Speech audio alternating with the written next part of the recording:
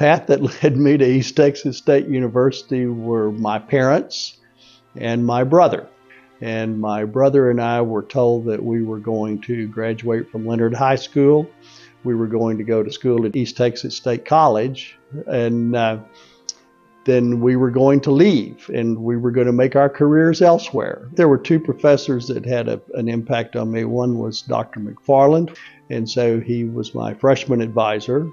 And I went in, and we talked, and he said, "What do you want?" And I said, "I want to, be an archaeologist." And he says, "Do you want to coach football?" "No, I don't ever want to go on a football field again. I like to be an archaeologist, and that's all." He says, "Well, do you have enough money to get a doctorate in this degree plan?" And I said, "No, I'm not sure if I have enough money to get my bachelor's degree here." And he says, "Well, the odds are if you don't get your doctorate degree, you'll wind up teaching high school history and being a part-time football coach." Completely destroyed my future, but it was the best advice I ever got. So at 8 o'clock the next morning, I was at the registrar's office changing my major from history to being a business major. I was hired by the U.S. Treasury Department in a group called the Comptroller of the Currency. And so one day I get a phone call from the HR guy, and he says, "We do have one opening." And I said, "What is it?" And he said, "Well, it's a trust specialist." I said, "I don't know what that is, but that's fine." I said, "Does it pay the same as a regular bank examiner?" He said, "Yes, it does." I said, "Okay, I'll take the job."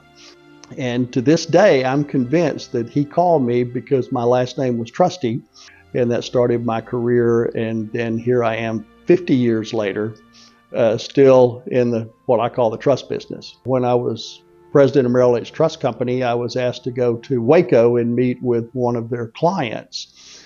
And I get there, and he said, "Where did you go to college?" And this is a quote: "A little bitty place in northeast Texas that you probably never heard of." And he said, "Try me." And I said, "Well, it used to be East Texas State University, and it's now Texas A&M-Commerce." And he said, "I graduated from there in 1957. So the next day, literally, I get a phone call from Dr. McFarland in my office at 9 o'clock the next morning, and he said, "You just met with Joe Hinton yesterday, and he told me to put you on a board."